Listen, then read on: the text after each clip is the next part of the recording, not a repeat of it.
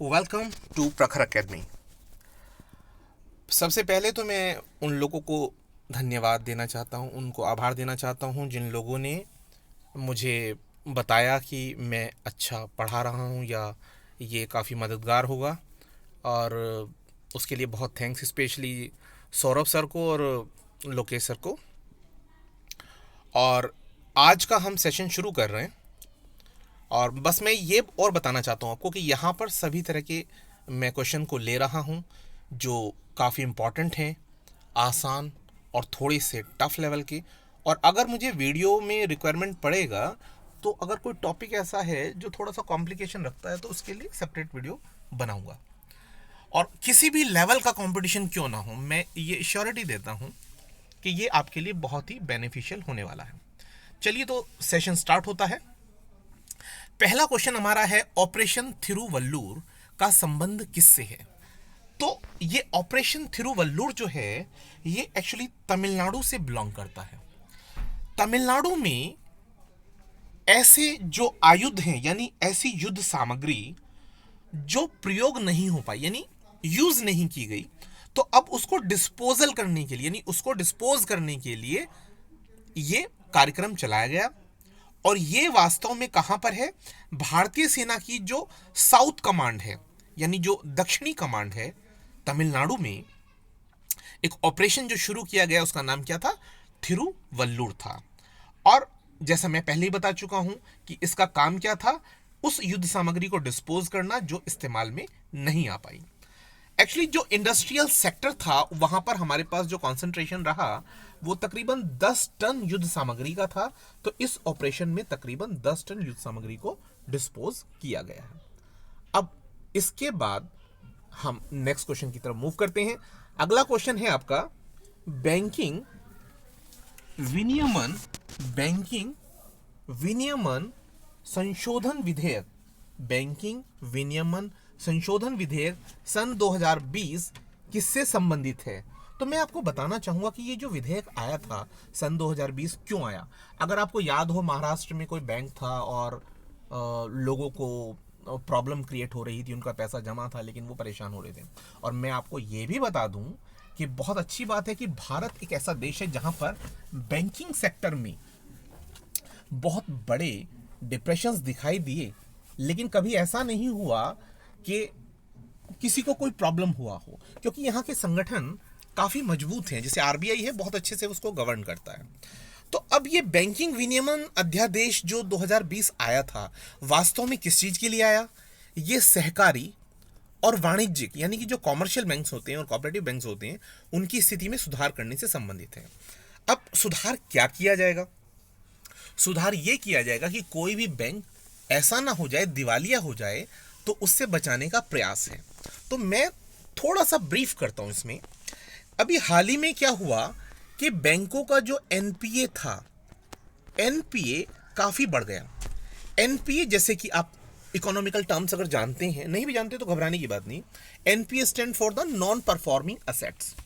अब देखिए, non performing asset जो शब्द खुद ही बोल रहा है, यानी ऐसे असेट्स, ऐसे साधन जो परफॉर्म नहीं कर रहे हैं।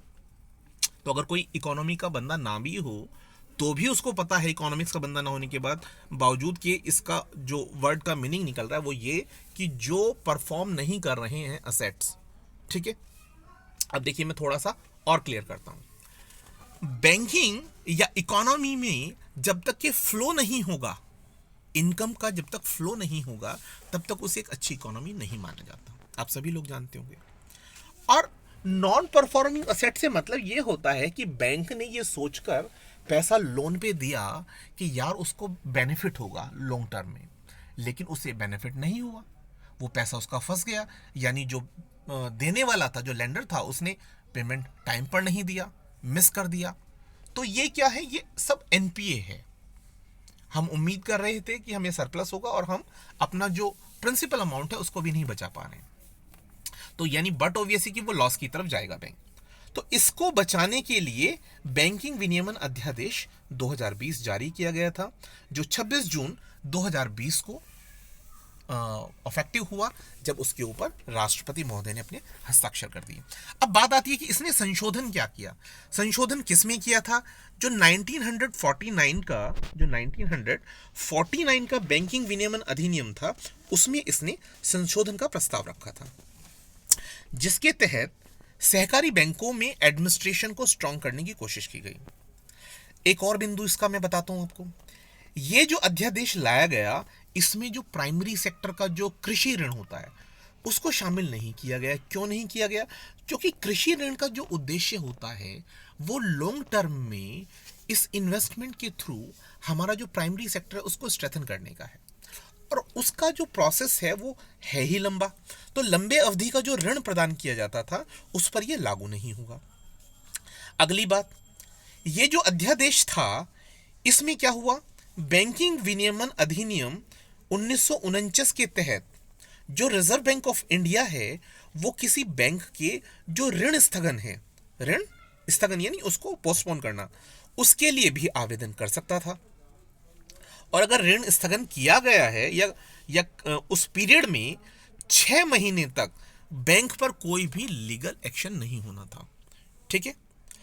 अगली बात, रिजर्व बैंक ऑफ इंडिया इस ड्यूरेशन में यह देखता कि कैसे वो इस बैंक को रिकंस्ट्रक्ट करे, यानी कहां कहां कमी हुई है, क्या खामियां रही हैं, उनको सुधारा जा सके। अब अगर बहुत डिटेल्ड इसके बारे में जानना है तो मैं लेटरली इसका वीडियो बनाऊंगा। अभी आगे बढ़ते हैं। इसके बाद नेक्स्ट क्वेश्चन की तरफ हम मूव करते हैं। अगला क्वेश्चन आता है आपके पास विश्व ट्यूबरक्लोसिस के ऊपर। विश्व ट्यूबरक्लोसिस यानी वर्ल्ड टीबी डे। तो वर्ल्ड टीबी डे जो था वो कब मनाया गया? वो 24 मार्च को मनाया गया। कब मनाया गया? 24 मार्च को। अब मनाया गया, क्यों मनाया गया? इसलिए मनाया गया क्योंकि इसी दिन खोज की गई थी इस बैक्टीरिया की, जिस बैक्टीरिया के कारण ये टीबी होता है। तो बैक्टीरिया का नाम क्या था? बैक्टीरिया का नाम था माइकोबैक्टीरियम। क्या नाम था? Mycobacterium tuberculosis. क्या नाम था? माइकोबैक्टीरियम ट्यूबरक्लोसिस इसका नाम था। तो इसी के कारण इसका नाम हमने क्या रखा? इसको कब सेलिब्रेट किया गया? 24 मार्च को। क्लियर है? किसने इसकी खोज की थी? रॉबर्ट कोच ने की थी। अब बात आती है कि इसका जो थीम रहा है वो क्या रहा है? उसका थीम रहा है the clock is ticking. The clock is ticking, TICKING। ठीक है। तो ये थोड़ा सा ब्रीफ हो गया इसके बारे में। अब हम अगले प्रश्न की तरफ बढ़ते हैं। अगला प्रश्न हमारा है, इंपॉर्टेंट क्वेश्चन है, BBC women of the year. BBC women of the year किसे दिया गया? तो BBC women of the year जो दिया गया है वो शतरंज की चैंपियन रही हैं कोनेरू हम्पी। सभी लोग इनके बारे में जानते होंगे। बहुत अर्ली एज से इन्होंने परफॉर्म करना शुरू कर दिया था। तो ये दिया गया कोनेरू हम्पी को। Is it clear? अब मैं थोड़ा सा इसके बारे में बता देना चाहता हूं कि इन्होंने केयर्न्स कप भी जीता है। कोनेरू हम्पी ने केयर्न्स कप भी हाल ही में जीता है। और यहां पर हुआ क्या था, 5 महिलाएं इसमें शामिल की गई थी जब नॉमिनेशन हुए थे BBC women of the year के इस किताब के लिए। तो यहां पर जो शामिल हुए थे कैंडिडेट, उसमें एक तो एथलीट थी दुती चंद, शूटर थी मनु भाकर, पहलवान विनेश फोगाट, और जो आपकी हॉकी की कप्तान है भारतीय महिला टीम की वो थी रानी रामपाल, और खुद शतरंज चैंपियन जो रही हैं कोनेरू हम्पी जिन्होंने कि इस पुरस्कार को जीता, वो भी इसमें शामिल थी। तो फाइनली उन्हें ये पुरस्कार मिला। रहने वाली कहाँ की है? आंध्र प्रदेश से हैं। Is it clear? चलिए आगे बढ़ते हैं। इसके बाद अगला प्रश्न है, जलवायु परिवर्तन प्रदर्शन सूचकांक 2021 में हाई परफॉर्मर्स के रूप में G20 ग्रुप के कोई 2 देश हैं। कौन से हैं? यूनाइटेड किंगडम और इंडिया यानी भारत। इसके बाद हम आगे बढ़ते हैं। नेक्स्ट क्वेश्चन है, रक्षा मंत्रालय ने भारतीय सेना की कितने मिलान T20, यहाँ पे छापा गलत है, ये एंटी टैंक है। कितना है ये लिखा हुआ है यहाँ पर एंटी टैंक गाइडेड मिसाइल आपूर्ति करने का अनुबंध किया था। तो कितने हैं वो? 4960, 4960। चलिए आगे बढ़ते हैं। इसके बाद अगला क्वेश्चन है, कराधान विधि संशोधन अधिनियम सन 2019 किससे संबंधित है? तो ये पूंजीगत लाभ से होने वाली आय पर जो सरचार्ज लगता है उससे रिलेटेड कुछ प्रावधानों को संशोधित करता है। वैसे तो इसका डिटेल्ड मुझे देना चाहिए था, लेकिन मैं इसके लिए मुझे लगता है सेपरेट वीडियो ही बनाना चाहिए। तो इस पॉइंट को बस आप याद रखें। इससे आगे की जानकारी के लिए आपको भविष्य में इसका एक वीडियो मिल जाएगा डिटेल्ड। नेक्स्ट है खनिज विधि संशोधन अधिनियम सन 2020 किस अधिनियम में संशोधन करता है? तो जो खनिज विधि संशोधन अधिनियम है वो किस में संशोधन करता है? ये करता है आपका खान और खनिज विकास विनियमन अधिनियम 1957 और कोयला खान विशेष प्रावधान अधिनियम सन 2015 में। ठीक है, हुआ क्या इसमें? एक्चुअली 13 मार्च 2020 को जब महामहिम ने हस्ताक्षर कर दिए थे इस प्रावधान पर, तो उसके बाद ये आपका विधेयक के रूप में यानी अधिनियम के रूप में सामने आया। इसमें क्या किया गया? इसमें यह किया गया कि इस अधिनियम के द्वारा बहुत सारी कंपनियां ऐसी थी जिन्हें पूर्व अनुभव नहीं था खनन का। भारत में जिन्हें पूर्व खनन का अनुभव नहीं था, तो ऐसी कंपनी को जो कोयले और लिग्नाइट के ब्लॉकों की नीलामी में शामिल होने की संस्तुति कर दी गई कि वो शामिल हो सकते हैं। ठीक है, और क्या बात थी इसमें? यहां पर यह रहा कि जो प्रोस्पेक्टिंग कम माइनिंग लीज की बात की गई, यानी जिस वक्त उन्हें लीज पर यह दिया जा रहा है तो वो पूर्वेक्षण भी कर सकते हैं, यानी पूर्वेक्षण सह खनन पट्टा था ये, यानी आप इसको प्रोस्पेक्ट भी करेंगे, साथ ही साथ माइनिंग लीज भी था।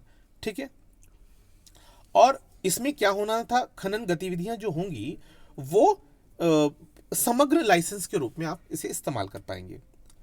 आगे बात आती है कि जो आपके ब्लॉक हैं जिन्हें लीज पर दिया गया है उनका टाइम पीरियड खत्म होगा, उससे पहले राज्य जो होगा, राज्य सरकार, उसके द्वारा नीलामी की प्रक्रिया को पहले ही शुरू कर दिया जाएगा, जिससे कि बीच में ब्रेक ना हो, वो कंटिन्यूएशन में रहे। और इसके अलावा और क्या इंपॉर्टेंट बात थी? एक बात इंपॉर्टेंट ये है कि जितने लोगों ने यहां पर बोली लगाई है उन्हें जो वैधानिक मंजूरी मिल रही थी, वो वैधानिक मंजूरी 2 साल तक के लिए तो इंस्टेंट मिल जाएगी। मतलब जब उन्होंने इसको शुरू किया तब वो इंस्टेंट 2 साल तक के लिए तो उनके पास ये लाइसेंस रहेगा ही रहेगा। उसके बाद के लिए उन्हें फिर से आवेदन करने का मौका मिलेगा। ठीक है, तो बात ये रही कि आवंटन अवधि खत्म होने के बाद खदानों को नीलामी या आवंटन के जरिए फिर से आवंटन का मौका मिल जाएगा।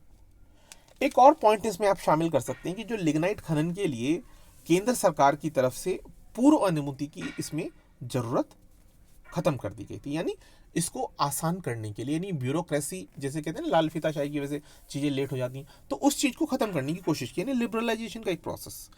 इसके बाद अगला प्रश्न आता है कि जो रायसीना संवाद था उसका संबंध किससे है, वो क्या है? वैसे तो इस पे बड़ा लंबा वीडियो बन सकता था, लेकिन अब एक शॉर्ट में वन लाइनर दिया हुआ है तो आप उसको याद कर लें कि ये एक वार्षिक यानी हर साल होने वाली बहुपक्षीय यानी मल्टीलेटरल भू राजनैतिक और आर्थिक सम्मेलन है। Is it clear? चलिए आगे बढ़ते हैं। इसके बाद नेक्स्ट क्वेश्चन आता है, जो प्रवासी राहत मित्र ऐप था, एक आसान प्रश्न, आपको याद भी होगा शायद, किसके सहयोग से विकसित किया गया? तो ये किया गया था यूएनडीपी यानी यूनाइटेड नेशन डेवलपमेंट प्रोग्राम के थ्रू। अब हम आगे बढ़ते हैं नेक्स्ट क्वेश्चन की तरफ। उत्तर प्रदेश गिद्ध संरक्षण केंद्र स्थापित किया जाएगा। तो ये आपको पता होगा, काफी फेमस क्वेश्चन है वन लाइनर के रूप में तो कम से कम। तो कहां पर? उत्तर प्रदेश के महाराजगंज में, उत्तर प्रदेश के महाराजगंज में।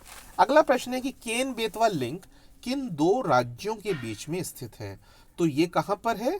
ये आप जानते हैं दोनों के बारे में, शायद एक मध्य प्रदेश में और एक उत्तर प्रदेश में। तो दोनों को लिंक किया जाएगा, एक नहर के द्वारा जो 221 किलोमीटर लंबी होगी। इससे लाभान्वित होने वाला क्षेत्र बुंदेलखंड होगा। आप जानते हैं हमारे बुंदेलखंड में पानी की समस्या है, तो उस समस्या से निजात दिलाने के लिए उस क्षेत्र के लिए ये केन बेतवा लिंक जो है इसको शुरू किया जा रहा है, मतलब शुरू किया गया, और ये इन दोनों राज्यों को लाभान्वित करता है। अगला प्रश्न है इसके बाद, आज का बड़ा इंपॉर्टेंट प्रश्न है, हो सकता है आपने पढ़ भी लिया हो, लेकिन मेरी जिम्मेदारी है कि मैं कोई भी प्रश्न छोड़ूंगा नहीं, हर प्रश्न शामिल किया जाएगा। तो अगला प्रश्न है कि व्यास सम्मान 2020 किसे दिए जाने की घोषणा की गई है?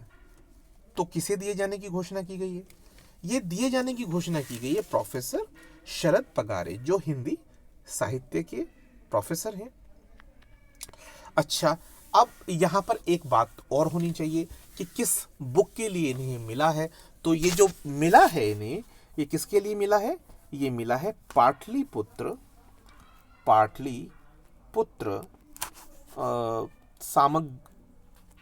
क्या बोलते हैं, साम्राज्ञी, ठीक है, साम्राज्ञी यानी जैसे वो होते हैं ना एम्परर की जो वाइफ हैं, यानी जिन्होंने शासन किया, साम्राज्ञी, पाटलिपुत्र साम्राज्ञी के नाम से इन्होंने बुक लिखी, जिसके लिए इन्हें ये मिला है। तो पिछले 10 सालों में साहित्य के लिए की गई इनकी सेवा में इस कृति के लिए स्पेशली इनको क्या मिला? इस व्यास सम्मान की घोषणा हुई। अच्छा, अब अगला प्रश्न इसमें आता है कि व्यास सम्मान को किस संस्था के द्वारा दिया जाता है? व्यास सम्मान किस संस्था के द्वारा दिया जाता है? तो ये के बिड़ला फाउंडेशन का पुरस्कार है, जो के बिड़ला फाउंडेशन के द्वारा इसकी घोषणा हुई। अगला प्रश्न है कि व्यास सम्मान 2019 प्रदान किया गया था, तो किसको प्रदान किया गया था? नासिरा शर्मा को किया गया था। आपको एक बात का ध्यान रखना है कि जैसे अभी शरद पगारे जी को मिला, सबको ये याद रहेगा, लेकिन अगर आपको 19 का नहीं पता तो आयोग बड़ी चतुराई के साथ क्या करता है, 1 साल पहले का, 2 साल पहले का कुछ भी डाल देता है। तो आपको थोड़ा सा अंदाजा होना चाहिए कि ये कैसे है। अच्छा, एक बात और बता देता हूं, इसमें जो 2-4 बातें रह गई हैं। इस पुरस्कार में व्यक्ति को 4 लाख रुपए, कितने? 4 लाख रुपए, और साथ में एक प्रशस्ति पत्र मिलता है, ठीक है, ये चीज दी जाती है, ठीक है, और इसमें कुछ और तो नहीं छूटा है। चलिए, मेरे हिसाब से ये काफी कंप्लीट हो गया है। Thanks a lot for watching this video. Have a good night. और आपको पसंद आए तो प्लीज लाइक एंड शेयर।